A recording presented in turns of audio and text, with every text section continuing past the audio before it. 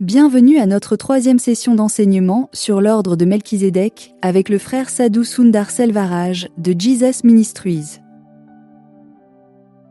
Bonjour. Quand le Seigneur Jésus-Christ est mort pour nos péchés, la Bible nous informe qu'il a été établi dans l'ordre de Melchizedek par Dieu lui-même. Je vous encourage à consulter maintenant le livre des Psaumes, chapitre 110, verset 4. Le Seigneur a fait un serment et ne reviendra pas sur sa parole.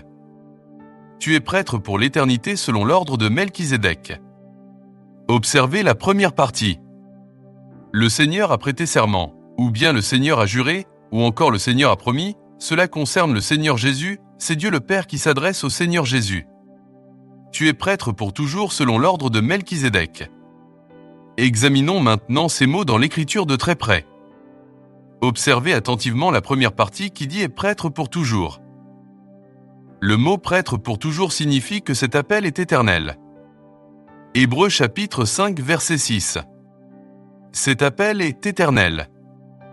Il n'y a pas de délai pour cet appel et pour la parole. Regardez bien le mot « pour toujours ». C'est vraiment très intéressant. En hébreu, le mot est éternel et le mot Yolam I-O-W-L-A. Monsieur et le mot Olam est un terme similaire pour désigner l'éternité. Mais ce qui est encore plus significatif, c'est que le mot Olam en hébreu offre une compréhension très profonde de sa signification. Il signifie « est bien caché ». Cela veut dire caché, soigneusement dissimulé, de manière à ce qu'il soit invisible ou qu'il représente un point de fuite. Cela signifie que vous vous égarez, que vous ne pouvez pas être retrouvé. Vous savez, ce point peut être démontré scientifiquement. Les scientifiques nous expliquent que les particules subatomiques existent, mais qu'elles sont invisibles à l'œil nu. Elles sont comme perdues, elles sont là comme en physique quantique. Le quantum et les quarks, les quasars, ils sont là, mais vous ne pouvez pas les voir. C'est comme le point de fuite, il est là, mais ils ne sont pas là. Le temps mort de l'esprit signifie qu'il n'y a ni passé, ni futur. Cela n'existe plus. Il n'y a qu'une seule chose qui existe, l'éternité. Cela signifie que vous existez toujours. Il y a toujours une présence présente. Il n'y a ni passé, ni futur. C'est le sens du mot Olam, qui signifie que vous vivez dans une dimension où l'espace-temps n'existe pas. Mais qu'est-ce que l'espace-temps exactement ? C'est un sujet très captivant. Pour le simplifier, c'est Albert Einstein qui a introduit ce concept dans sa célèbre théorie de la relativité. Cette théorie traite de l'espace-temps. Ainsi, vous savez que nous vivons tous dans un univers à 3 dimensions. Nous avons longueur, largeur et hauteur, 3 dimensions. Mais dans la relativité d'Einstein, une 4e dimension existe. Il a introduit une 4e dimension. En 3 dimensions, vous avez X, Y, Z. Le passé, présent, futur. Maintenant, en espace-temps, il y a une 4e dimension. Vous avez X, Y, Z et T. Le T se situe quelque part dans cette 3e dimension. C'est une 4e dimension, quelque part. Il existe, mais vous ne pouvez pas le trouver quelque part. Il s'agit de l'espace-temps. Ce concept d'espace-temps est ce que le Seigneur m'a expliqué être le monde spirituel. Il est présent, mais l'œil physique ne peut pas le percevoir. Seul l'œil spirituel est capable de le voir. Maintenant, dans l'espace-temps, le temps n'évolue plus. Cela signifie que d'un certain état du temps, il ne passe pas à un autre état, puis à un autre.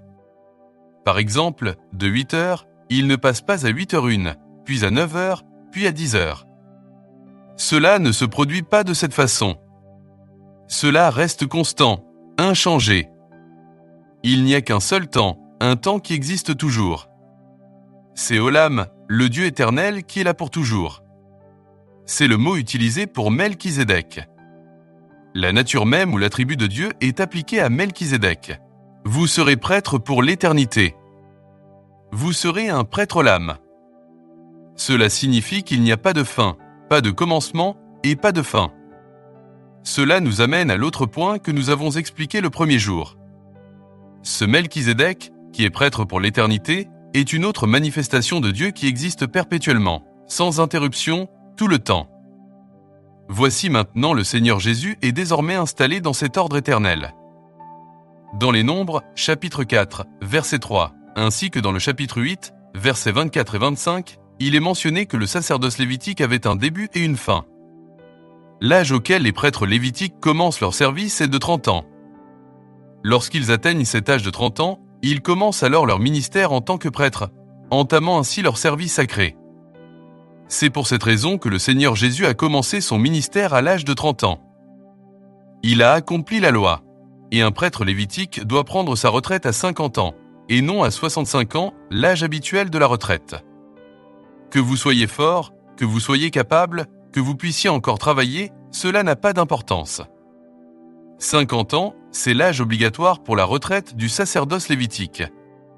Cela ne signifie donc pas que les pasteurs vous disent « D'accord, je prends ma retraite car j'ai plus de 50 ans ». Non, mais le sacerdoce de l'ordre de Melchizedek n'a absolument aucune limite de temps. Il est véritablement éternel. Il se poursuit pendant toute l'éternité sans interruption.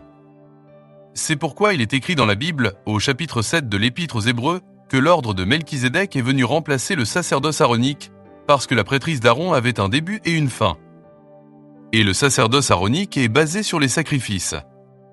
C'est une chose dont vous devez vraiment prendre note. Tous les sacrifices que la prêtrise d'Aaron offrait, ils pointaient tous vers le Seigneur Jésus-Christ. Tout le monde s'accorde là-dessus. Et dans l'Épître aux Hébreux, il est mentionné que cet homme unique s'est offert en un sacrifice parfait et a payé pour l'éternité le prix du péché. Par conséquent, il n'est plus nécessaire d'offrir un autre sacrifice. Comprenez-vous ? Donc, s'il n'est plus nécessaire d'offrir d'autres sacrifices, alors le sacerdoce d'Aaron arrive à sa conclusion. Nous sommes tous d'accord, n'est-ce pas ? C'est parce qu'ils n'ont plus de travail à faire. Écoutez bien. Au ciel, vous n'avez pas besoin d'offrir des sacrifices parce que l'agneau de Dieu est assis sur le trône. Le Seigneur Jésus règne en roi, non seulement dans le ciel actuel, mais aussi dans l'avenir. Après la seconde venue, après le règne de 1000 ans, après la fin de tout, nouveaux cieux, nouvelle terre.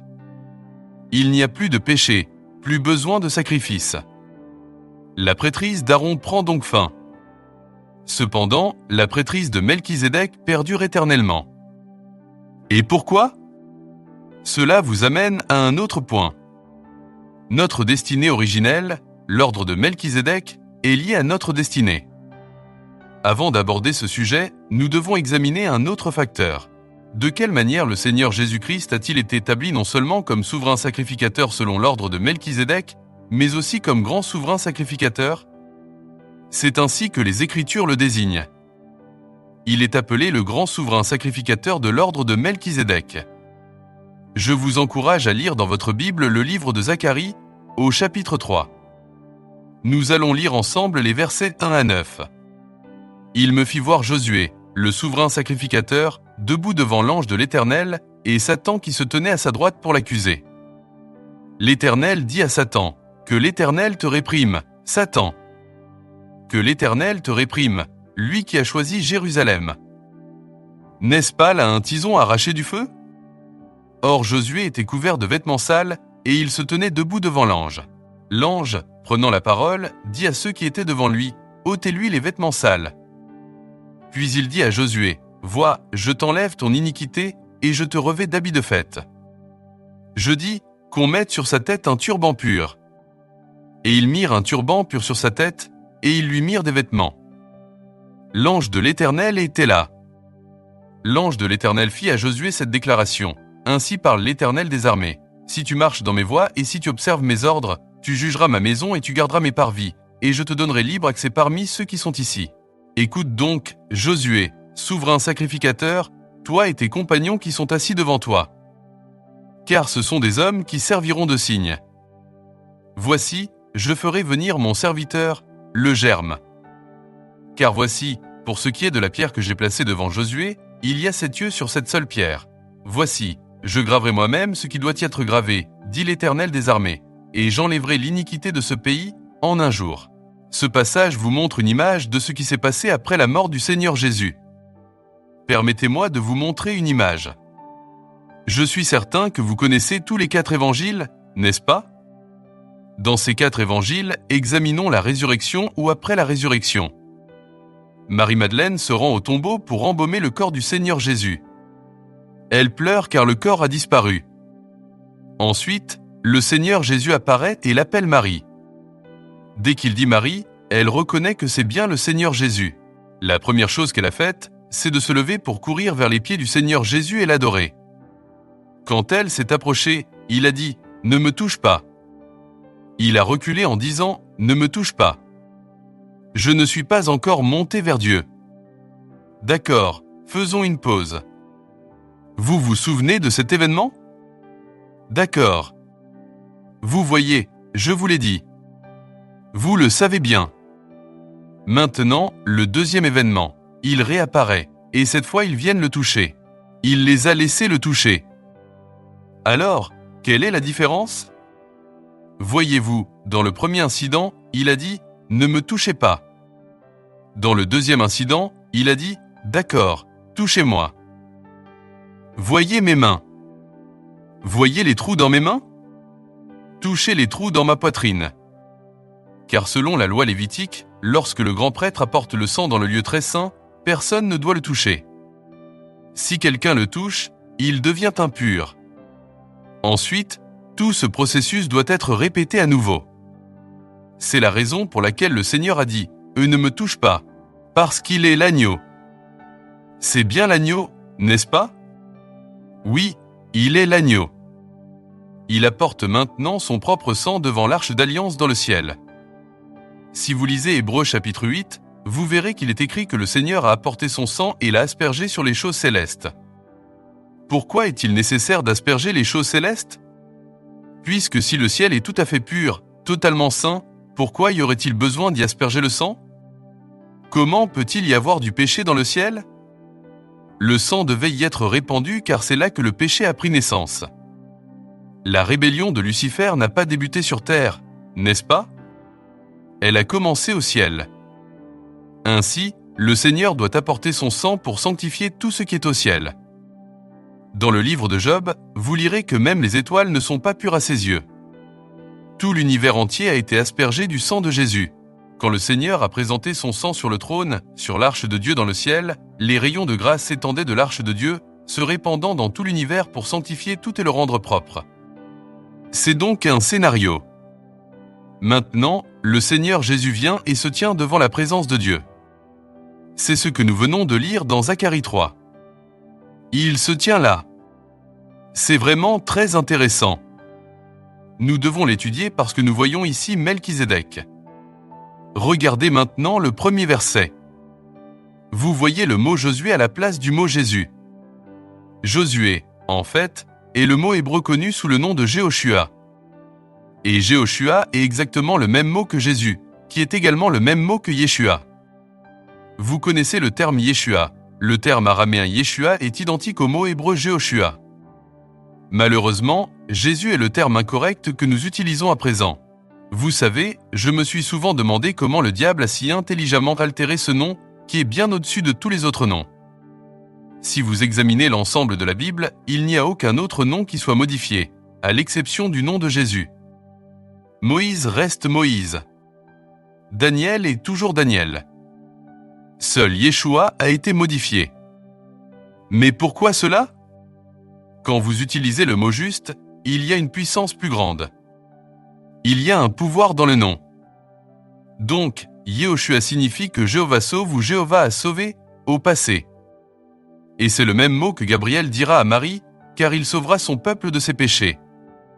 Maintenant, regardez bien la deuxième partie ici. Josué, le nom de Josué est utilisé, identifié comme un grand prêtre en attente de l'installation en tant que grand prêtre. Il est désigné comme le grand prêtre, mais il attend encore d'être officiellement ordonné, installé ou oint dans sa fonction de grand prêtre. Dans le verset 3, il est mentionné qu'il était revêtu d'habits sales. Être vêtu de vêtements sales signifie en réalité être enveloppé. Ce n'est pas seulement mettre une chemise ou une robe comme celle que vous portez. C'est un long morceau de tissu que l'on enroule soigneusement autour du corps. Il s'agit donc d'un tissu. C'est le terme hébreu qui est utilisé ici. Un tissu enveloppe le corps. Cependant, le tissu est sale, vraiment sale, crasseux et boueux. Mais pourquoi ? Le Lévitique 16 nous explique que le grand prêtre porte les péchés du peuple lorsqu'il se présente devant Dieu le jour de l'expiation. Il apporte donc le sang et se tient devant Dieu comme représentant des péchés de toute la nation. L'Écriture indique très clairement qu'il n'y a aucun péché dans le Seigneur Jésus, n'est-ce pas ? Il est l'agneau pur. S'il y avait du péché, il serait disqualifié pour être offert comme agneau. Pas de péché pour lui. Cependant, tous les péchés lui ont été attribués. C'est exactement ainsi que fonctionne le système lévitique. Vous posez votre main droite sur le bouc et vous confessez tous vos péchés et le pauvre bouc porte tous vos péchés et devient un biryani de mouton. Ainsi, de la même manière, ce grand prêtre, Josué, aussi connu sous le nom de Jésus, portait ce vêtement souillé en notre nom, se tenant là pour nous. Verset 4. Je vais vous habiller. Il lui est donc demandé d'être prêt. On dit à l'ange d'enlever ses vêtements anciens. Puis Dieu dit, je vais te vêtir. Le mot hébreu utilisé pour cette phrase est labash, L, A, B, A, S, H. Maintenant, par ailleurs, je ne suis pas un expert de l'hébreu et du grec, donc il se peut que je ne prononce pas correctement tout cela, car l'hébreu et le grec sont en fait plus simples, vous savez, un peu comme des pronoms. On pourrait dire ABC, mais l'hébreu ne fonctionne pas ainsi. Les lettres ne représentent pas nécessairement la manière dont on les prononce de toute façon, je vais donc vous expliquer. Labash signifie s'envelopper pour mettre un vêtement. Donc, encore une fois, un nouveau vêtement est mis autour, enveloppé autour de la personne. Et le verset 4 continue en précisant quel type de vêtements ? Des vêtements somptueux. Dans l'hébreu original, il est question d'un changement de vêtements. Il ne s'agit pas de robe riche, mais d'un changement de vêtements. Maintenant, quel est le mot en hébreu pour dire changer de vêtements ? Cela pourrait poser un petit problème. Je vais l'épeler pour que vous puissiez l'écrire correctement.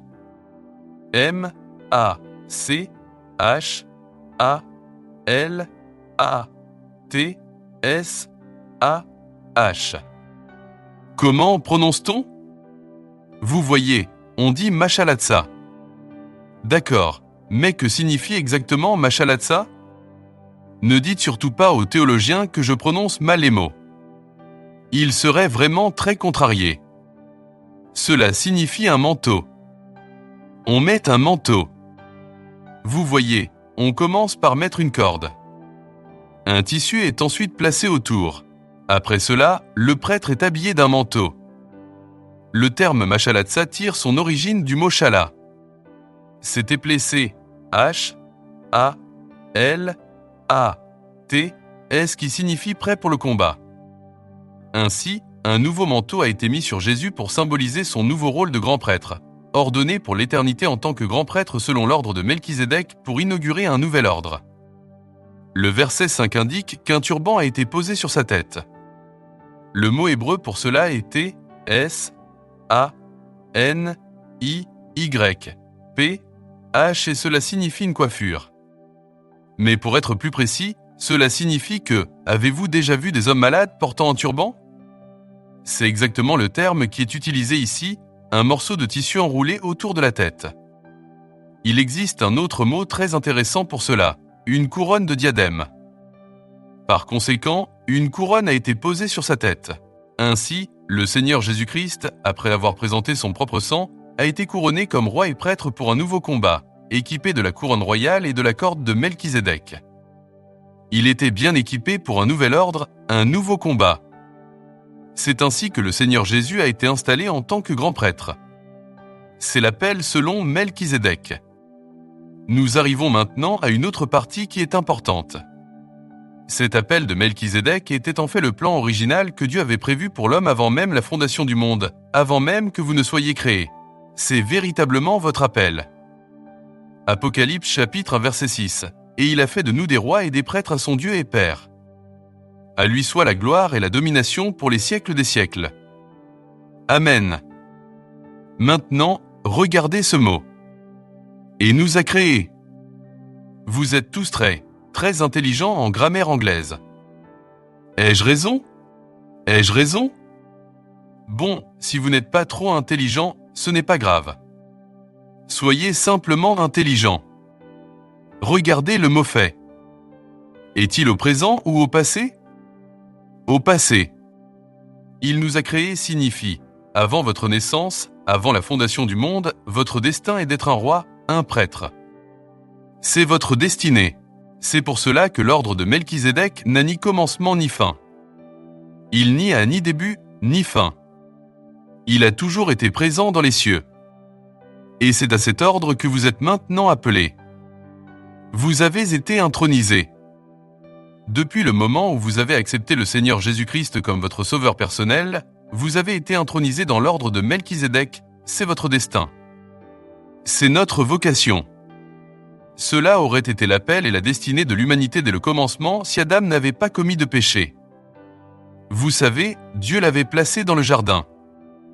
Mais pourquoi Dieu l'a-t-il mis là? Pourquoi ne l'a-t-il pas placé au centre? Le centre est l'endroit où se trouvait le trône de Dieu.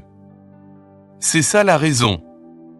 C'est là qu'Adam était supposé être. C'est l'endroit où se trouve la droite de Dieu, où il sera assis. Cependant, il n'a pas été immédiatement fait pour s'asseoir là, car c'est la place que Lucifer a perdue. Ainsi, il a été placé là afin d'apprendre l'obéissance. C'est pour cette raison que Dieu a intentionnellement placé l'arbre de la connaissance du bien et du mal pour lui enseigner à obéir. Lucifer est tombé à cause de sa désobéissance, n'est-ce pas vrai? Donc, si tu veux être réintégré à la même position, tu dois apprendre la leçon de surmonter ce désir de désobéissance. Vous devez remporter cette bataille. Vous devez vous qualifier afin de pouvoir obtenir cette couronne. Ils ont donc été soumis à une épreuve. D'accord? C'est le test. Maintenant, livrez cette guerre. Surmontez-la, et alors vous pourrez être qualifié de vous asseoir ici. Malheureusement, ils ont échoué. C'est le même concept pour le tabernacle. Au centre se trouve l'arche d'alliance. À l'est se trouve l'entrée du tabernacle, là où se trouvait l'autel des holocaustes. C'est dans ce jardin que Dieu a offert le premier sacrifice, le premier agneau qui a été tué et dont la peau a été arrachée. Et Adam ainsi qu'Ève furent revêtus de cette peau.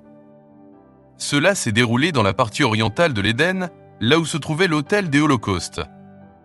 Vous voyez, c'était un modèle du tabernacle. Toutes ces choses n'auraient pas dû se produire. Si Adam et Ève n'avaient pas péché, ils auraient été installés dans l'ordre de Melchizedek dès le tout début. C'était l'appel initial.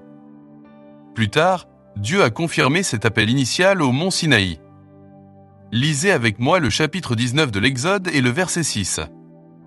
Vous serez pour moi un royaume de prêtres et une nation sainte. Voici les paroles que tu diras aux enfants d'Israël. Observez bien ces trois mots, royaume, prêtre, sainteté. Un royaume est une région où un roi règne. Il y a donc un roi, puis un prêtre, un roi et un prêtre. L'appel qui devait initialement être donné à Adam, Dieu l'étend une fois de plus aux enfants d'Israël au mont Sinaï, le but de ce sacrifice était de les réintégrer pleinement. C'est votre appel une fois de plus. Le problème est le suivant. Le piège réside dans le fait que si vous m'obéissez, encore une fois, cette condition est posée. Si vous m'obéissez, vous recevrez cette onction. Si vous ne m'obéissez pas, vous êtes perdu, vous la perdrez. Ainsi, on revient donc à l'original. Plus loin dans notre étude, vous découvrirez pourquoi le Seigneur Jésus-Christ s'est qualifié pour devenir le grand souverain sacrificateur de l'ordre de Melchizedek. À l'endroit où Adam a échoué, il s'est battu et a remporté la victoire. Le même terrain, même lieu, même défi, même situation, même scénario. Là où nous avons échoué, il a triomphé. Parce qu'il a triomphé, il s'est qualifié. Tout le dessein de Dieu a été une longue rédemption vers la restauration complète. Chaque œuvre de Dieu, depuis que l'agneau a été immolé dans le jardin d'Éden. Quel est le but ultime? Quel est l'objectif du premier sacrifice offert par Dieu pour racheter l'homme, pour restaurer l'homme à sa relation avec Dieu? C'est l'objectif depuis ce moment-là et jusqu'à la fin des temps, jusqu'à l'Apocalypse, chaque action de Dieu, même les actes de discipline de Dieu, est une manifestation de l'amour en action, une rédemption visant la restauration. Il ne fait pas que vous punir et vous expulser. Non, même la punition a pour but la restauration.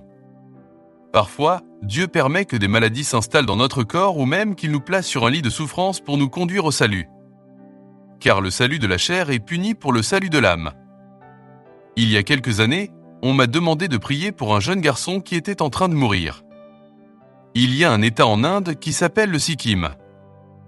Avez-vous déjà entendu parler du Sikkim ? Le Sikkim est un État magnifique, tout en montagne, situé au nord de l'Inde, près de la frontière avec la Chine ou le Tibet. Et ce jeune homme népalais de 24 ans est en train de mourir d'un stade avancé du sida. Et il ne sait pas qu'il souffre de cette maladie. Les parents de ce garçon font partie de l'église de ma secrétaire. Ils m'ont donc supplié d'aller prier pour ce garçon. Ils m'ont dit qu'ils ne devaient pas savoir qu'il avait cette maladie. On m'a donc demandé de faire cette prière miraculeuse qui changerait son destin. Je suis donc allé là-bas et j'ai regardé le garçon.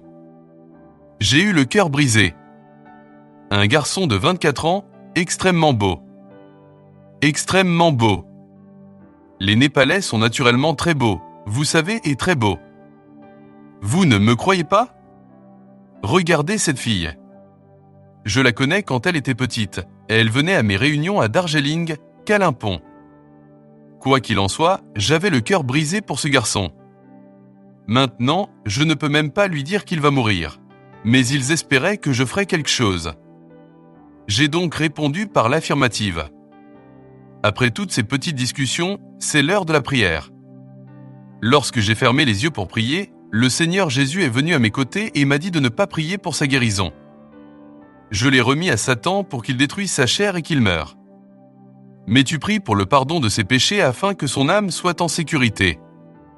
Vous savez, parfois je suis en phase avec le Seigneur. Mais parfois, je ne suis pas d'accord avec. Alors je supplie le Seigneur de modifier la volonté divine. Parfois, c'est possible. Dans ce cas précis, j'ai dit au Seigneur, « Seigneur, pourquoi ? Regarde, le Seigneur, c'est un jeune garçon, très beau, âgé de 24 ans. Peu importe les péchés qu'il a pu commettre, tu as le pouvoir de tout annuler. Oui, Seigneur, tu peux le faire. » Pendant que je parlais ainsi, le Seigneur écoutait patiemment chaque mot que je disais. Puis il m'a répondu, « Laisse-moi te raconter sa vie. » Et le Seigneur m'a montré toute sa vie. Ce jeune garçon est un dragueur du premier degré. Il passe la nuit avec une fille chaque nuit. C'est un grand buveur, un fumeur. Il vient d'une famille aisée, mais c'est un grand dragueur. Ses parents sont très religieux, des personnes pieuses. Mais leur fils aîné est un grand séducteur. Il rencontre des filles dans la rue, les séduit, couche avec elles puis les laisse. C'est ainsi qu'il est connu. Le Seigneur a révélé qu'il avait eu de nombreuses chances de se repentir, mais il a refusé. Alors maintenant, je permets que cette maladie entre dans son corps afin de sauver son âme. Alors maintenant, tu pries pour que tous ses péchés lui soient pardonnés et que je rachète son âme. Quand le Seigneur m'a dit cela, j'ai su. Je savais maintenant. J'ai donc commencé à prier très ardemment. Pendant 20 minutes, j'ai prié pour tous les péchés que le Seigneur m'avait montrés dans sa vie. Et à la fin des 20 minutes, le Seigneur a dit « J'ai entendu ta prière et je vais sauver son âme. » Puis il m'a dit que dans 10 jours, il mourra. Après la prière, je me suis levé. La mère était présente, ma secrétaire aussi. La mère m'a demandé comment. J'ai une réponse habituelle à ce type de questions. Tout ira bien. Tout ira bien. Puis je me contente de... C'est vrai, vous savez, soit physiquement tout va bien, soit spirituellement tout va bien. Exactement le 10e jour, il est décédé. Mais son âme est en sécurité au paradis. Parfois, il vaut mieux mourir physiquement pour que l'âme soit en sécurité. À quoi ça sert ? Vous vivez jusqu'à 80 ans puis vous allez en enfer, n'est-ce pas ? Parfois, tout va bien. Alléluia. Louez le Seigneur. Bien sûr, ça fait mal au cœur. Même ceux qui meurent à 80 ou 90 ans, vous voyez ? Regardez-les. Les gens pleurent. Ne devrions-nous pas être joyeux ? 90 ans, louez le Seigneur, faites une belle fête. Vous savez qui fête même à 100 ans ? Les gens sont à la veillée et pleurent. Vous voyez, Une perte reste une perte, n'est-ce pas? Cependant, cette perte n'est que temporaire. Vous finirez par être réunis de nouveau. C'est ainsi que les œuvres de Dieu sont toujours rédemptrices. Le Seigneur Jésus-Christ est venu comme notre substitut. Il est venu en tant que substitut. C'est pour cela qu'il est appelé le Fils engendré de Dieu. Il a vécu la vie qu'Adam était censé vivre. Je voudrais maintenant que vous examiniez attentivement le chapitre 5 de l'Épître aux Hébreux, versets 7 à 9.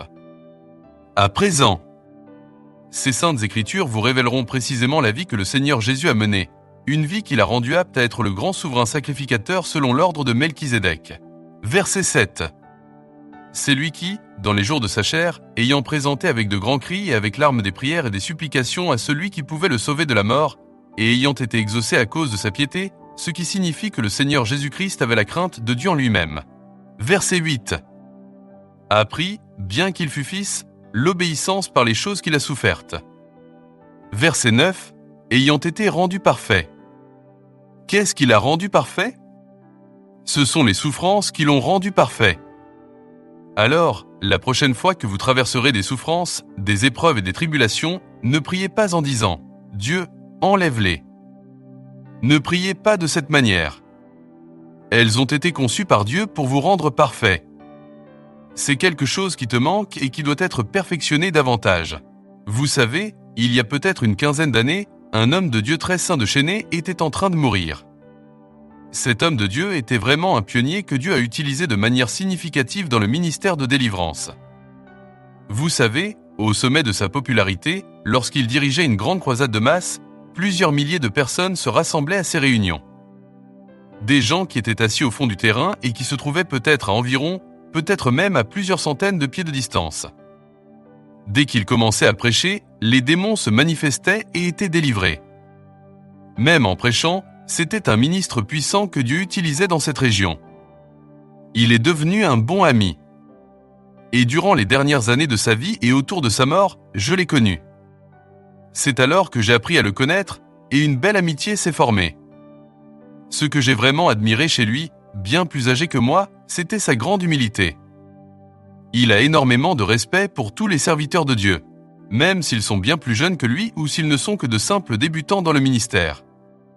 Il les traite toujours avec énormément de respect, comme s'ils étaient ses égaux ou même meilleurs que lui. C'est une leçon que j'ai apprise de lui. La quantité d'humilité que cet homme de Dieu possédait était incroyable. D'accord. Puis, soudainement, la tragédie a frappé. Il a été atteint d'un cancer de la hanche. Il ne pouvait plus se tenir debout. Il était constamment allongé sur le lit et le cancer a commencé à ronger ses os. Les os se sont nourris, ils se sont rouillés, vous savez. Il ne pouvait plus se tenir debout. Il restait allongé sur le lit. Je suis donc allé lui rendre visite dans sa maison ce jour-là. Et quand je suis allé le voir ce jour-là, il y avait beaucoup d'autres pasteurs présents. Dès qu'il m'a aperçu, il a demandé à tous les autres de quitter la pièce. Il m'a pris la main et a commencé à pleurer. Il a dit « Faites-moi une faveur. Agenouillez-vous, s'il vous plaît. Vous voyez toujours le Seigneur, n'est-ce pas? Demandez au Seigneur, quel péché ai-je fait pour que cette chose vienne sur moi? Il a pleuré quand il m'a demandé cela. S'il vous plaît, priez maintenant. Pourquoi cela m'est-il arrivé? Quel péché ai-je commis? Quel mal ai-je fait? Vous savez, j'avais vu cet homme de Dieu utilisé avec puissance par Dieu. Et de le voir dans cet état, cela me brise le cœur dans un état très impuissant et pathétique. Alors j'ai pris sa main et j'ai prié longuement, mais je n'ai reçu aucune réponse. Tout ce que l'on peut faire, c'est offrir un mot d'encouragement. Vous savez, même si vous réconfortez quelqu'un qui souffre en disant « Ne vous inquiétez pas, tout ira bien », c'est facile à dire pour nous, mais pour la personne qui souffre, elle pleure de douleur. Vous ne pouvez pas le savoir. Vous savez, la plupart du temps, le Seigneur Jésus est très aimant, comme un père. Mais lorsqu'il agit en roi, il vaut mieux garder ses distances. Vous savez, vous ne verrez jamais de pitié dans ses yeux. Assis sur le trône, il agit en roi. Vous ne pouvez pas lui parler comme à un père. Son rôle a changé, il est roi. Mais parfois, il est affectueux comme un père et s'assoit à côté de vous. Dites-moi, comment s'est passée votre journée? Chaque jour, à mon retour, c'était ça. Comment ça s'est passé? J'ai dit, Seigneur, ces gens, tu sais, jusqu'à présent, je parle en bien de vous. Quoi qu'il en soit, donc, le trône du Seigneur Jésus, il siège sur ce trône en tant que roi mais aussi en tant que prêtre. Ainsi, tout ce que le Seigneur accomplit, c'est pour notre rédemption. Maintenant, en conséquence de l'appel que le Seigneur Jésus-Christ a hérité, il a été intronisé selon l'ordre de Melchizedek. Hébreux chapitre 5 verset 10. Il est écrit, appelé par Dieu comme souverain sacrificateur selon l'ordre de Melchizedek. Vous voyez, c'est véritablement un appel. On ne choisit pas, ce n'est pas possible. Vous ne pouvez pas choisir en disant « Je veux ceci, je ne veux pas cela ». C'est un appel qui vous est adressé. Si vous lisez dans Apocalypse 5, versets 5 et 6, vous découvrirez l'image du trône céleste avec ses deux rôles, celui de roi et celui de prêtre. Lorsque l'apôtre Jean a été transporté au ciel, il a d'abord aperçu un lion assis sur le trône. Qu'est-ce qu'un lion représente? C'est le symbole d'un roi. La manifestation de Dieu se trouve dans le lion de la tribu de Juda. Et comme il regardait attentivement, il a vu l'agneau de Dieu. Mais qu'est-ce que cet agneau signifie vraiment? C'est un prêtre. Ainsi donc, sur le trône de Dieu, l'apôtre Jean a eu la vision de Jésus-Christ à la fois comme roi et comme prêtre. Comment peut-il porter ce titre, ce rôle à la fois de roi et de prêtre? Si vous lisez soigneusement le chapitre 6, je veux dire l'Apocalypse 5, 6, ou même dès le tout premier verset, un ange puissant se tient là et s'écrie d'une voix forte. Qui est digne de prendre le livre du trône de Dieu et de l'ouvrir? Qui est digne? Et personne n'a levé la main pour dire « Oui, je suis digne ». Tout le monde est resté silencieux.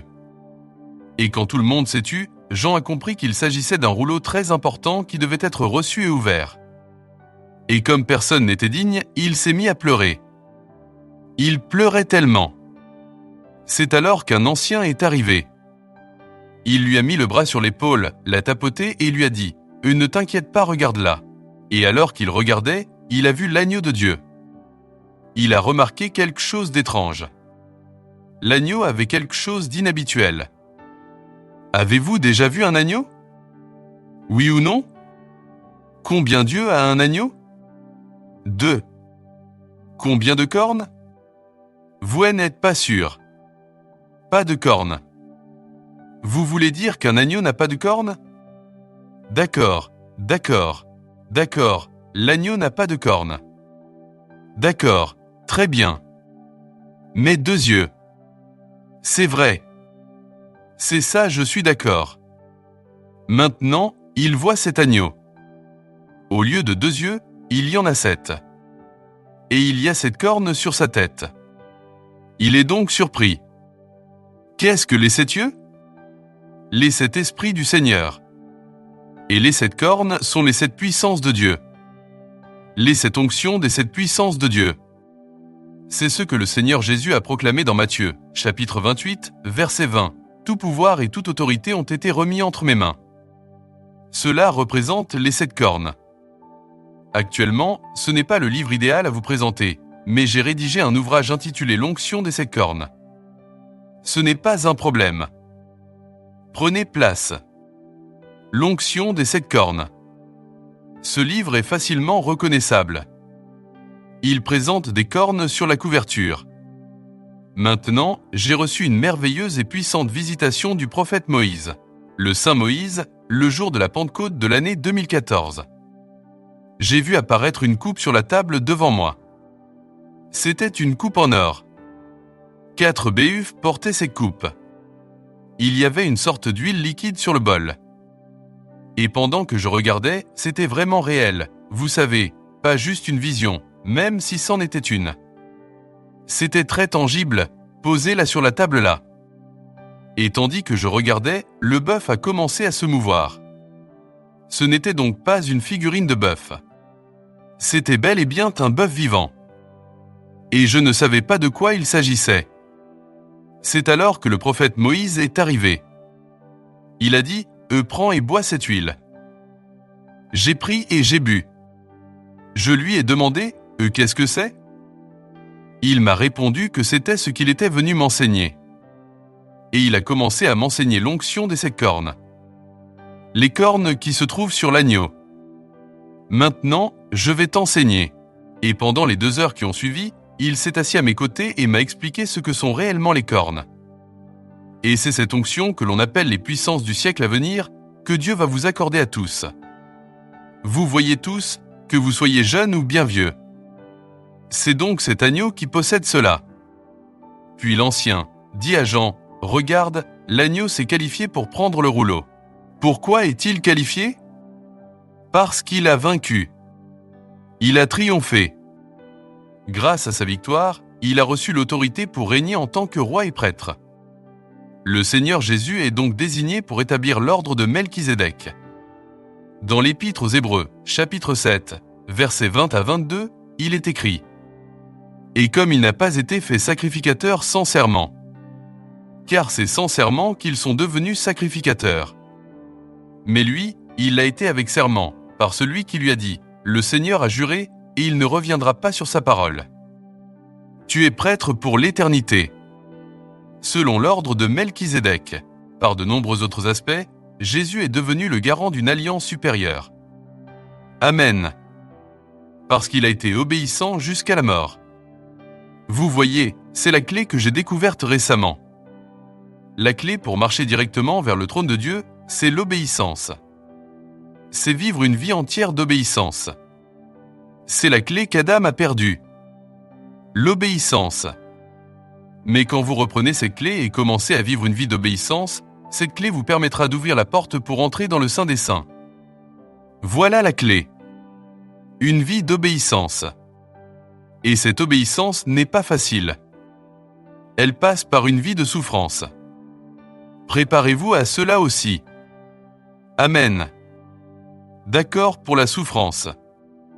Vous voyez ? On n'entend plus personne faire du bruit maintenant. Savez-vous comment se forme une perle ?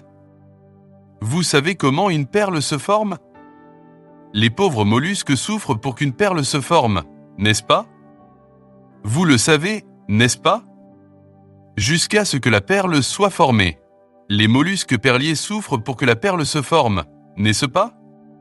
Cette souffrance est indispensable pour donner naissance à une perle, tout comme pour créer la perle dans votre esprit.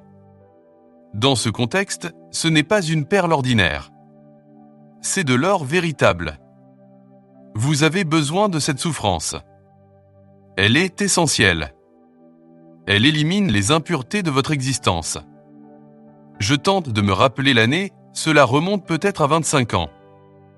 Il y a une magnifique église chinoise à San Francisco. Ils m'apprécient énormément, moi et notre ministère. Et peu importe où je me trouve dans la région de San Francisco. L'église entière annule tous ses services pour assister à mes services. C'est ce qu'ils font, vous savez. Ils le font toujours. Et ils ont été vraiment de très grands donateurs pour notre ministère. Et un jour malheureusement tragique, la femme du pasteur a été atteinte d'un cancer. C'était une jeune femme au début de la quarantaine. Et, vous savez, en peu de temps, le cancer a commencé dans son estomac et s'est propagé à l'ensemble de son corps.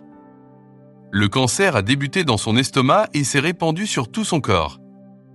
À tel point qu'il a formé un gros nœud sur son cou. Sa tête était inclinée vers le bas.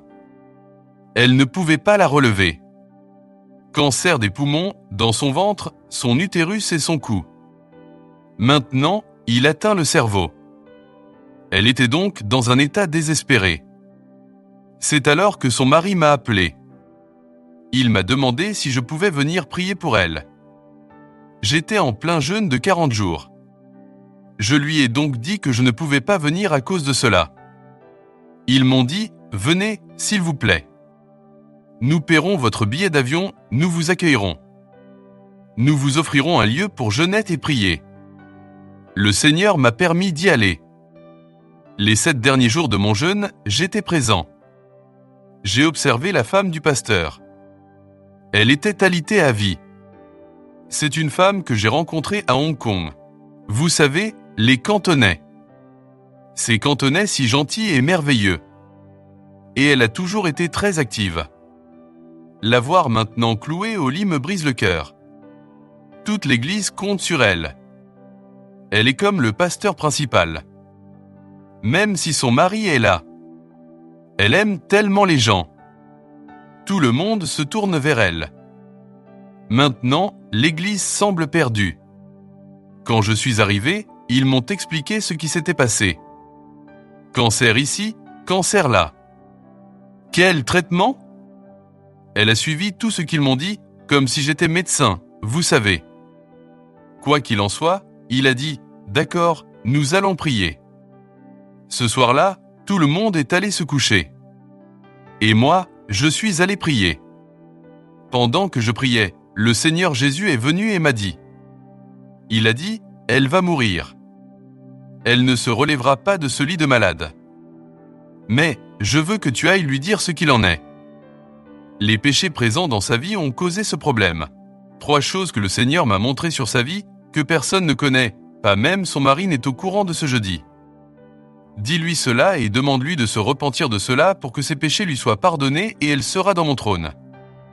Alors, le lendemain, après que tout le monde soit parti au travail, son mari a un travail régulier, et il est ministre. Tout le monde est parti. J'étais donc la seule dans la maison. J'ai donc rencontré cette femme, j'ai pris une chaise, je me suis assise à côté d'elle et, après quelques discussions, je lui ai parlé. Je lui ai demandé « Savez-vous pourquoi cette maladie vous a frappé ?» Elle m'a répondu que oui, qu'elle était très douée pour la médecine traditionnelle chinoise et qu'elle comprenait bien les raisons.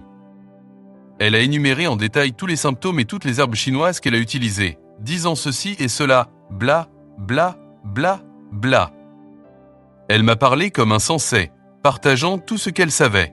Je l'ai écoutée très attentivement et patiemment, puis je lui ai dit « D'accord, mais j'ai partagé avec elle les 3 choses que le Seigneur m'avait révélées. » Dès que je les lui ai dites, elle a commencé à pleurer, pleurer et pleurer encore.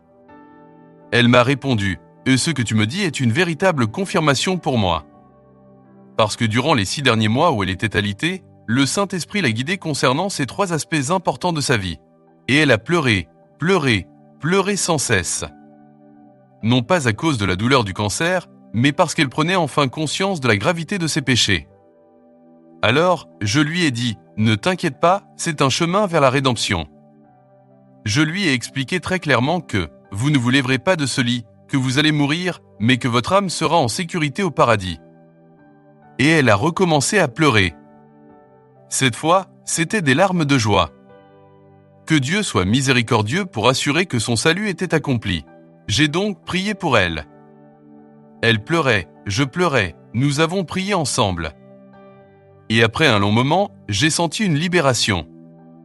Mes prières ont été exaucées.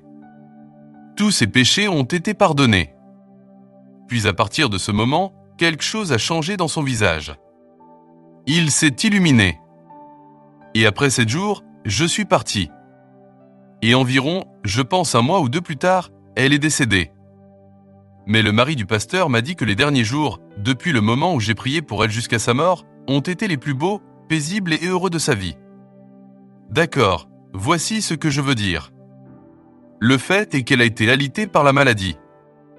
Même si c'était à cause de ses péchés, la souffrance devait la perfectionner. C'était ainsi. La souffrance était comme la pierre dans le mollusque. Pendant cette période de souffrance, son esprit et son âme ont été métamorphosés, semblable à une magnifique perle qui doit être récoltée et ensuite apportée au ciel. Alors souvenez-vous bien de cela, dès maintenant, que l'objectif dans votre cœur soit celui de mener une vie d'obéissance. Peu importe ce qui survient dans votre vie, quelles que soient les circonstances difficiles ou les tentations. Ne cédez jamais à la tentation. Livrez le bon combat de la foi. Rappelez-vous bien une chose importante. Melchizedek possède le manteau qui est équipé pour le combat et il est ainsi préparé pour la bataille. Vous porterez donc ce manteau sur vous, ce manteau de Melchizedek. Il vous prépare à combattre. Cependant, au cours de votre voyage, il est possible que vous trébuchiez et tombiez. Mais si cela arrive, ne vous asseyez pas pour crier que tout est perdu. Ne faites pas cela immédiatement, relevez-vous. Relevez-vous sans tarder. Car l'Écriture déclare dans Hébreux chapitre 4 verset 16 que nous pouvons nous approcher avec assurance du trône de la grâce, grâce au sang de Jésus. Amen. Merci pour votre participation. Nous poursuivrons prochainement avec la session 4 de cette série. Que Dieu vous bénisse.